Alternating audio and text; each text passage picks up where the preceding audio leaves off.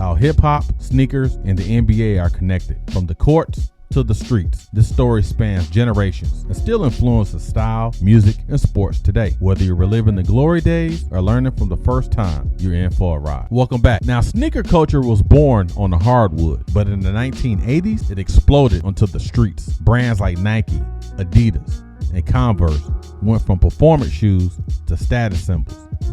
In 1986, Run DMC dropped My Adidas, and suddenly, sneakers were more than just for athletes. They were for everyone. Look at this iconic moment. Run DMC standing on stage with thousands of fans, all holding their Adidas up in the air. This was a cultural shift. Sneakers weren't just about sports anymore. They were about identity. Whether you were rocking the classic shell toes or basketball sneakers, your shoes told a story. The streets embraced the look, and hip-hop made it global. By the late 1980s, hip-hop and the NBA fully embraced sneakers as part of their identity. Players like Magic Johnson, Larry Bird, and Michael Jordan weren't just athletes, they were icons. And their shoes, cultural game changers.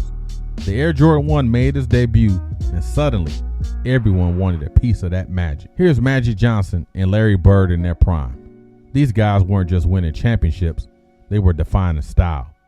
Then, of course, came his airness. Michael Jordan redefined the game, and his sneakers, they became a movement. The Air Jordan 1 was banned by the NBA, but that only made it more desirable. People wanted what the league couldn't control. It wasn't just about the game, it was about style. NBA players were adopting hip-hop swagger, and hip-hop artists were taking their cues from the NBA. Jerseys, sneakers, baggy pants.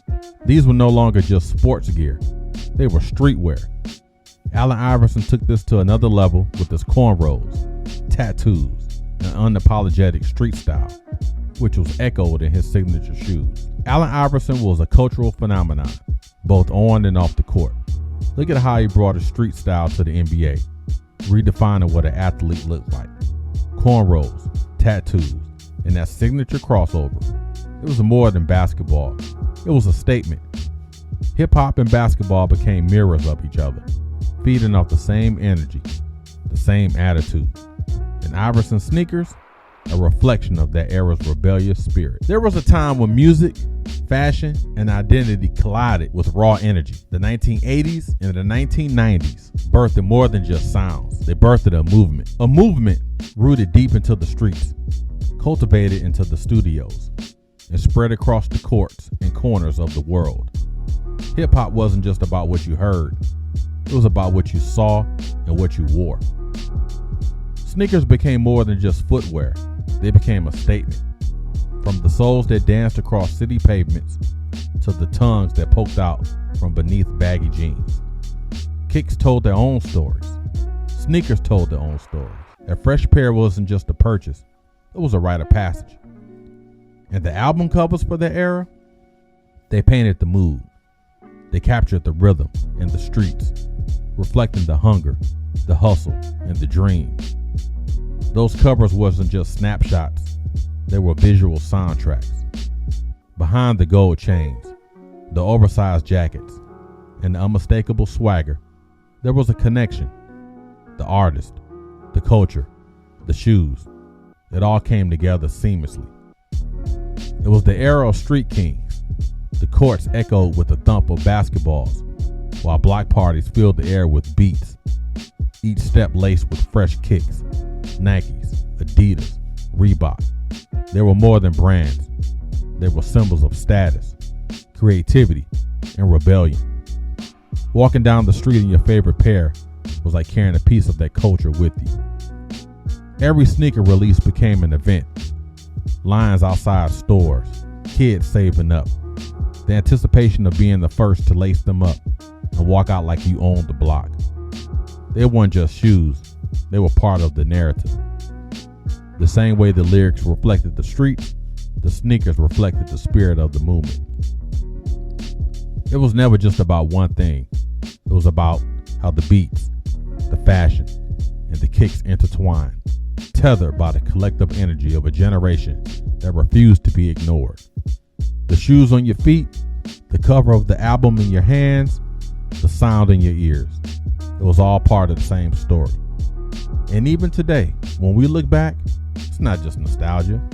It's a reminder of a time when every detail, every thread, every beat was woven into something bigger. A culture that didn't just live, it thrived. The 1980s and the 1990s set the stage for today's sneaker culture. Retro Jordans, vintage streetwear. These things are more than just nostalgia. They're currency in the culture today. The influence of hip hop and the NBA is undeniable and is still growing. Check out how sneaker culture has evolved. We're seeing younger generations wearing retro Jordans, streetwear conventions packed with enthusiasts, and today's NBA stars carrying on the tradition. Sneakers aren't just footwear, they're an expression of culture, a link between the past and the present. From Michael Jordan to LeBron James, the connection remains strong. From the courts to the streets, hip hop and the NBA will forever be linked. Whether you live through it or just learning about it, the influence is all around us. Thanks for joining me on this journey through time, talking about hip hop, sneakers, and the NBA, how they all tethered together, how they all nested together, and as a collective, how they all symbolize as the culture together. This is the Nomad Cast Experience. Until we meet again.